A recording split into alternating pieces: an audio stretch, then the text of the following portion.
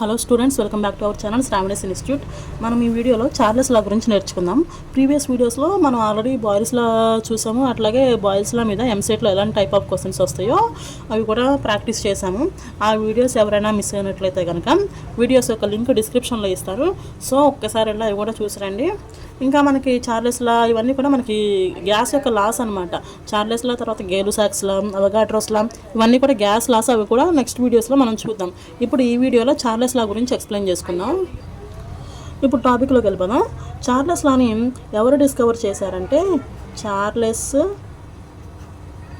అనే scientist and గేలుసాక్ అనే scientist ఇద్దరు కూడా హాట్ ఎయిర్ బెలూన్ అనే దాని మీద ఎక్స్పెరిమెంట్స్ చేస్తూ ఉన్నారు. అది ఎట్లా వర్క్ చేస్తుంది ఏంటి అని దాని గురించి ఎక్స్పెరిమెంట్లు చేస్తూ ఉన్నప్పుడు వాళ్ళకి ఒక విషయం అర్థమైంది. వాళ్ళ ఇన్వెస్టిగేషన్ ఆధారంగా ఏంటి, for a fixed mass of a gas it constant pressure దగ్గర ఒక గ్యాస్కి ఫిక్స్డ్ వాల్యూమ్ ఉందనుకోండి, అప్పుడు ఏమవుతుంది, volume of a gas increases on increasing temperature and decreases on cooling.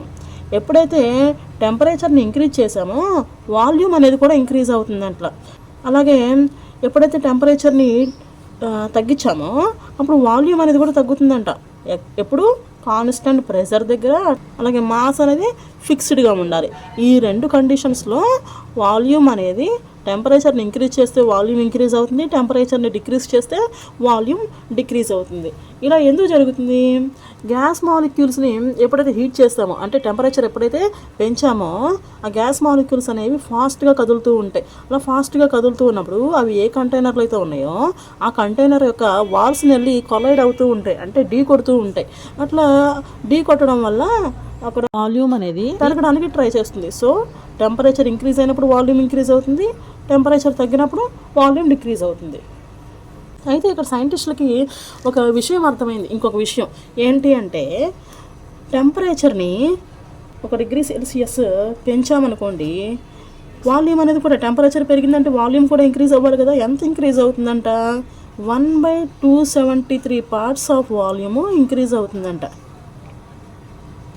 For suppose ఒక గ్యాస్ని తీసుకున్నాం, గ్యాస్కి ఫస్ట్ 0 డిగ్రీ సెల్సియస్ టెంపరేచర్ ఉంది. అప్పుడు దాని యొక్క వాల్యూమ్ ఎంత అవుతుంది, V0గా తీసుకున్నాం. ఫర్ సపోజ్ ఈ 0 డిగ్రీ సెల్సియస్ని 1 డిగ్రీ సెల్సియస్కి పెంచామనుకోండి, అప్పుడు వాల్యూమ్ ఎంత అవుతుంది, ఏంటంటే దానికి formula T/273 into V0. Okay, T/273 into V0. ఇప్పుడు ఎగ్జాంపుల్ చూద్దాం. సపోజ్ 273 ml ఉంది వాల్యూమ్ ఒక గ్యాస్కి. దీన్ని ఏమనుకుంటాం, V0 అనుకుంటాం. ఎక్కడ V0, 0 డిగ్రీ సెల్సియస్ దగ్గర V0 ఎంత ఉందంటే 273 ml ఉంది. ఇప్పుడు 1 డిగ్రీ సెల్సియస్ పెంచామనుకోండి, అప్పుడు వాల్యూమ్ ఎంత ఇంక్రీజ్ అవుతుంది, అంటే 1. T అంటే ఏంటి, టెంపరేచర్. ఎంత టెంపరేచరు, 1 డిగ్రీ సెల్సియస్ పెంచాము, అప్పుడు 273, 1/273 ఇంటూ V0. అసలు ఫస్ట్ ఒరిజినల్గా ఎంత వాల్యూమ్ తీసుకున్నాం మనం, 273 ml తీసుకున్నాం. ఇప్పుడు 273 క్యాన్సిల్ అవుతుంది, 1 ml పెరుగుతుంది. ఇది పెరిగిన వాల్యూము. ఇప్పుడు అసలు టోటల్గా వాల్యూమ్ రావాలంటే ఏం చేయాలి, టోటల్ వాల్యూమ్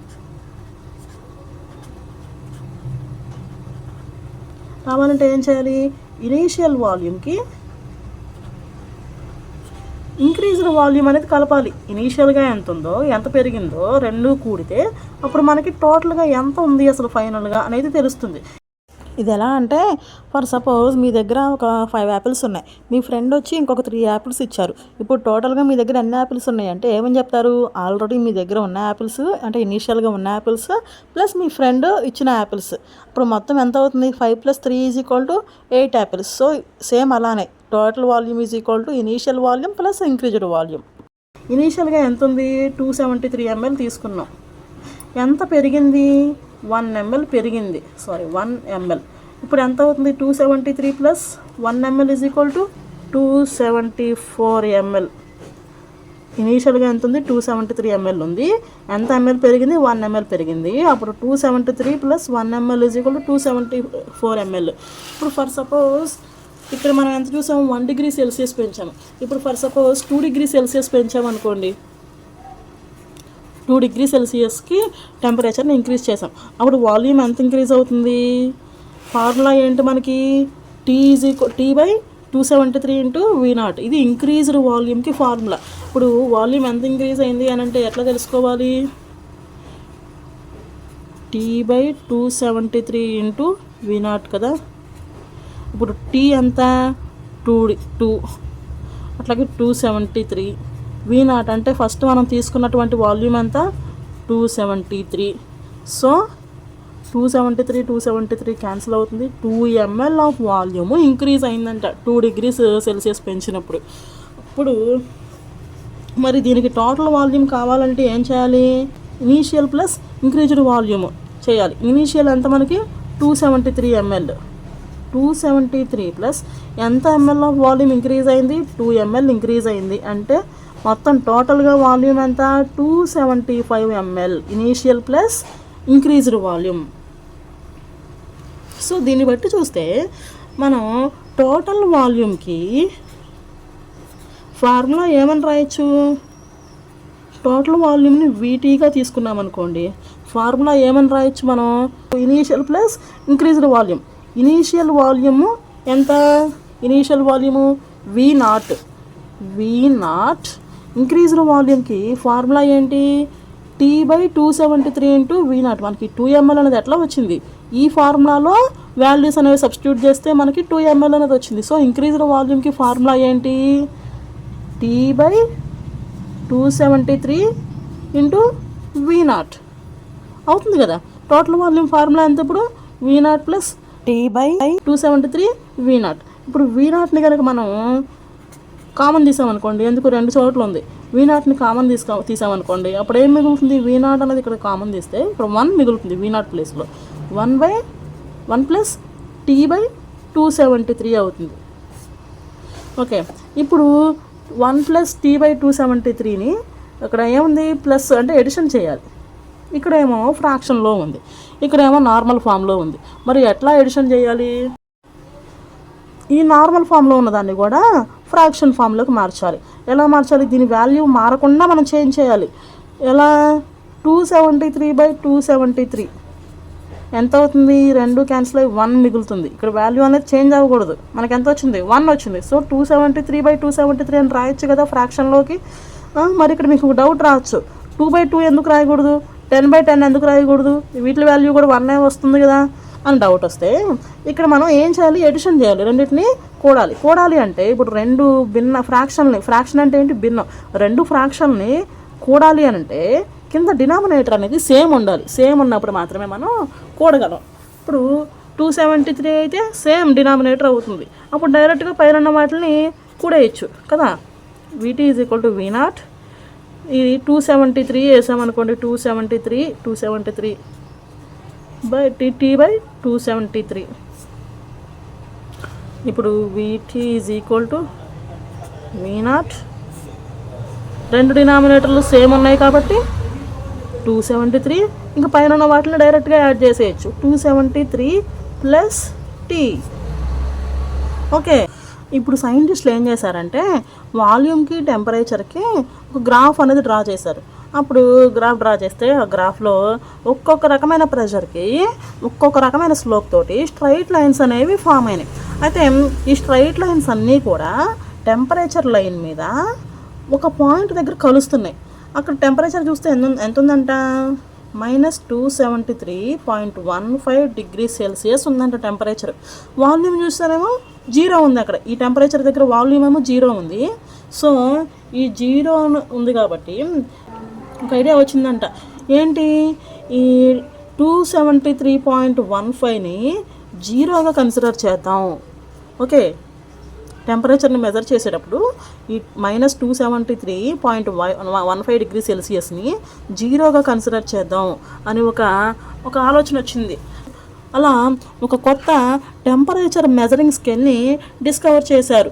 దాన్నే కెల్విన్ టెంపరేచర్ స్కేల్ అని పిలుస్తారు. లేకపోతే దాన్నే అబ్సల్యూట్ టెంపరేచర్ స్కేల్ అని కూడా పిలుస్తారు. అయితే ఒకసారి కెల్విన్ టెంపరేచర్ స్కేల్లో టెంపరేచర్ని ఎలా మెజర్ చేస్తారో చూద్దాం. దానికి ఫార్ములా ఉంది. ఏంటి? T is equal to 273 plus t, small t. ఈ ఫార్ములాలో క్యాపిటల్ టీ అంటేనేమో కెల్విన్ టెంపరేచర్, స్మాల్ టీ అంటేనేమో సెల్సియస్ స్కేల్ మీద రీడ్ అయినటువంటి టెంపరేచర్, సెల్సియస్ స్కేల్ మీద. ఇప్పుడు ఎగ్జాంపుల్స్ చూద్దాం కొన్ని. ఫర్ సపోజ్ మనకి సెల్సియస్ స్కేల్ మీద 25 డిగ్రీ సెల్సియస్ వచ్చింది రీడింగ్. ఇప్పుడు దీన్ని కెల్విన్ టెంపరేచర్లోకి మార్చాలంటే ఏం చేయాలి? ప్లస్ 273 చేయాలి. 273కి 25ని యాడ్ చేస్తే కెల్విన్ టెంపరేచర్ వస్తుంది. సో కెల్విన్ టెంపరేచర్ ఎంత ఉన్నట్టు ఇప్పుడు? 273 ప్లస్ 25 ఎంత? 298 కెల్విన్. మనకి కెల్విన్ టెంపరేచర్లో డిగ్రీస్ అనేది మెన్షన్ చేయాల్సిన పని లేదు. మామూలుగా అయితే సెల్సియస్ స్కేల్ మీద అయితే కంపల్సరీ డిగ్రీస్ అనేది మెన్షన్ చేయాలి. సెల్సియస్ స్కేల్ మీద కానీ ఫారెన్ హీట్ స్కేల్ మీద కానీ వచ్చినటువంటి రీడింగ్కి డిగ్రీస్ అనేది మెన్షన్ చేయాలి. బట్ కెల్విన్ టెంపరేచర్లో డిగ్రీస్ అనేది మెన్షన్ చేయాల్సిన అవసరం లేదు. ఇంకా 25 డిగ్రీస్, ఇంకా 0 డిగ్రీ సెల్సియస్ వచ్చింది సెల్సియస్ స్కేల్ మీద. అప్పుడు ఎంత ఉంటుంది? 273 ప్లస్ టీ ప్లస్లో 0 వేయాలి. అప్పుడు 273 కెల్విన్ అవుతుంది. For suppose minus 273 degree Celsius వచ్చింది సెల్సియస్ స్కేల్ మీద.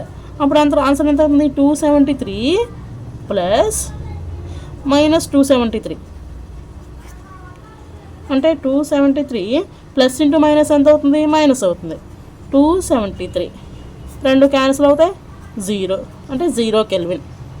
ఓకే, ఈ విధంగా మామూలు సెల్సియస్ స్కేల్ మీద వచ్చినటువంటి టెంపరేచర్ని ఈ విధంగా కెల్విన్ టెంపరేచర్లోకి మార్చాలి. మనకి ఇంతకుముందు ఈక్వేషన్లో ఏమొచ్చింది? వాల్యూమ్ దగ్గర VT is equal to V0 273 plus T by 273 వచ్చింది. ఓకే, ఆ ఈక్వేషన్ని తీసుకుందాం. ఇప్పుడు ఎంత వచ్చింది? Total volume VT is equal to V0 273 plus T by 273 వచ్చింది. ఇప్పుడు ఈ 273 ప్లస్ T ప్లేస్లో T అని రాయచ్చా? ఎందుకు? T is equal to 273 plus T. ఇక్కడ కూడా అదే ఉంది కదా. 273 ప్లస్ T అనేది దేనికి ఈక్వల్ అయింది? Tకి ఈక్వల్ అయింది. సో దీని ప్లేస్లో T అని రాయచ్చా? అలాగే 273 ప్లేస్లో ఏమని రాయచ్చు? 273 అనేది ఇక్కడ వచ్చింది. ఇక్కడ 0 డిగ్రీ సెల్సియస్ దగ్గర కెల్విన్ టెంపరేచర్ ఎంత వచ్చింది? 273 కెల్విన్ వచ్చింది. మరి దీని ప్లేస్లో T0 అని రాయచ్చు. ఎందుకు? మనం ఇందాక ఫస్ట్ స్టార్టింగ్లో 0 డిగ్రీ సెల్సియస్ దగ్గర వాల్యూమ్ని ఏమని తీసుకున్నాం? V0 అని తీసుకున్నాం. 0 డిగ్రీ సెల్సియస్ దగ్గర వాల్యూమ్ని V0 అని తీసుకుంటే అదే 0 డిగ్రీ సెల్సియస్ దగ్గర టెంపరేచర్ని T0 అని తీసుకోవచ్చు కదా. సో అప్పుడు ఏమవుతుంది? VT is equal to V0 T by T0 అవుతుంది కదా. ఈ రెండింటి ప్లేస్లో మనం T0 పెట్టాం. అర్థమైంది కదా ఎందుకు రాసామనేది. T ప్లేస్లోనేమో T అనేది దేనికి ఈక్వల్ అయింది? 273 ప్లస్ T అనే దానికి ఈక్వల్ అయింది. అట్లాగే ఇక్కడ 273 అనేది ఎప్పుడు వచ్చింది? 0 డిగ్రీ సెల్సియస్ దగ్గర వచ్చింది. సో T0 అని రాసుకున్నాం. ఇప్పుడు V0ని ఇటు పక్కకు తీసుకొచ్చామనుకోండి, ఇక్కడ మల్టిప్లికేషన్లో ఉంది కాబట్టి ఇటు వచ్చేసరికి డివిజన్కి వస్తుంది. So VT by V0 is equal to T by T0. ఇప్పుడు దీన్ని మామూలు జనరల్ ఈక్వేషన్ ఫామ్లో రాసుకుంటే, అంటే రెండు రకాల స్టేట్స్ని, రెండు రకాల వాల్యూమ్స్ని, రెండు రకాల టెంపరేచర్స్ని కంపారిజన్ చేస్తూ రాయాలి అని అంటే V1 by V2 is equal to T1 by T2 అని రాయచ్చా? ఇదే ఇంకా చార్లెస్ లా యొక్క మ్యాథమెటికల్ ఈక్వేషన్ అంటే ఇదే. V1 by V2 is equal to T1 by T2. This is the Charles law equation. ఇప్పుడు చార్లెస్ లాని సింపుల్గా చెప్పినట్లయితే చార్లెస్ లా ఏం చెప్తుంది? Charles law states that pressure remaining constant the volume of A fixed mass of a gas is directly proportional to it's absolute temperature. Pressure constant pressure దగ్గర ఒక fixed mass ఉన్నటువంటి gas యొక్క volume mass అనేది ఫిక్స్డ్గా ఉండాలి. అలాంటప్పుడు gas యొక్క volume ఏమవుతుందంటే దాని యొక్క అబ్సల్యూట్ టెంపరేచర్కి డైరెక్ట్లీ ప్రపోర్షనల్గా ఉంటుంది. అబ్సల్యూట్ టెంపరేచర్ అంటే ఏంటి? కెల్విన్ టెంపరేచర్కి. ఓకే, కెల్విన్ టెంపరేచర్కి డైరెక్ట్లీ ప్రపోర్షనల్గా ఉంటుంది. వాల్యూమ్ అంటే ఏంటి? వీగా రాసుకుంటాం. Volume is directly proportional to temperature, absolute temperature. Directly proportional అంటే సింబల్ ఇది. ఇక్కడ ప్రపోర్షనాలిటీ పోవాలంటే ఏమవుతుంది? కాన్స్టెంట్ వస్తుంది. V ఈజ్ ఈక్వల్ టు ఇక్కడ K వస్తుంది కాన్స్టెంట్ అనేది. సో T అనేది ఇటు పక్కకు వచ్చింది అనుకోండి, ఇప్పుడు V/T is equal to K ఉంది. K అంటే constant. V/T is equal to constant. ఇది చార్లెస్ లా యొక్క సింపుల్ ఫామ్. ఇప్పుడు మళ్ళీ మనం ఒకసారి ఈ గ్రాఫ్ని తీసుకున్నట్లయితే ఇక్కడ ఒక్కొక్క ప్రెషర్కి ఒక్కొక్క రకమైనటువంటి స్ట్రైట్ లైన్ అనేది ఫామ్ అయింది. ఇలా వాల్యూమ్కి టెంపరేచర్కి గీసినటువంటి ఈ గ్రాఫ్లో ఏర్పడినటువంటి ప్రతి లైన్ని ఐసోబార్ అని పిలుస్తాం. ఐసోబార్. వాల్యూమ్కి టెంపరేచర్కి గీసినటువంటి గ్రాఫ్లో ఫామ్ అయిన ఈచ్ లైన్ని ఐసోబార్ అని పిలుస్తాం. అయితే ఈ లైన్స్ అన్నీ మనకి ఎక్కడ కలిసినాయి? -273.15 డిగ్రీ సెల్సియస్ దగ్గర ఇవన్నీ కూడా ఈ లైన్స్ అన్నీ కూడా కలిసినాయి. ఒకసారి ఈ టెంపరేచర్ని అక్కడ ఈ ఈక్వేషన్ తీసుకున్నాం కదా, ఆ ఈక్వేషన్లో సబ్స్టిట్యూట్ చేద్దాం. అంటే VT అంటే ఏంటి? Total volume. టోటల్ వాల్యూమ్ ఫార్ములాలో 273ని సబ్స్టిట్యూట్ చేసామనుకోండి, -273ని, అప్పుడు టోటల్ వాల్యూమ్ ఎంత అవుతుంది చూద్దాం ఒకసారి. VT is equal to V0 273 plus -273 by మళ్ళీ 273. ఇక్కడ ప్లస్ ఇంటూ మైనస్ ఎంత అవుతుంది? VT is equal to V0 273 minus 273. Plus into minus minus అవుతుంది 273. ఇప్పుడు ఈ 273 ఈ 273 క్యాన్సిల్ అవుతాయి. అప్పుడు 0 వస్తుంది. 0 బై ఎనీథింగ్ ఏమవుతుంది? 0 అవుతుంది. అలాగే 0 ఇంటూ ఎనీథింగ్ ఏమవుతుంది? 0 అవుతుంది. సో టోటల్గా VT టోటల్ వాల్యూమ్ ఎంత వస్తుంది? 0 వస్తుంది. ఇప్పుడు వాల్యూమ్ అనేది 0 వచ్చింది అంటే మీనింగ్ ఏంటంటే ఆ గ్యాస్ అనేది ఎగ్జిస్ట్ అయ్యలేదు, అంటే గ్యాసియస్ స్టేట్లో నుంచి లిక్విడ్ స్టేట్లోకి మారిపోయింది. ఓకే, అలా గ్యాస్ అనేది ఏ టెంపరేచర్ దగ్గర అయితే గ్యాస్ యొక్క వాల్యూమ్ అనేది 0 అవుతుందో, వాల్యూమ్ అనేది 0 అవ్వాలి. అలా ఏ టెంపరేచర్ దగ్గర అవుతుందో దాన్ని అబ్సల్యూట్ 0 అని అంటాం. Absolute 0. The lowest imaginary temperature at which volume of a gas becomes 0, that is called as absolute 0. Okay, అయితే గ్యాసెస్ అన్నీ కూడా చార్లెస్ లాని వెరీ లో ప్రెషర్ దగ్గర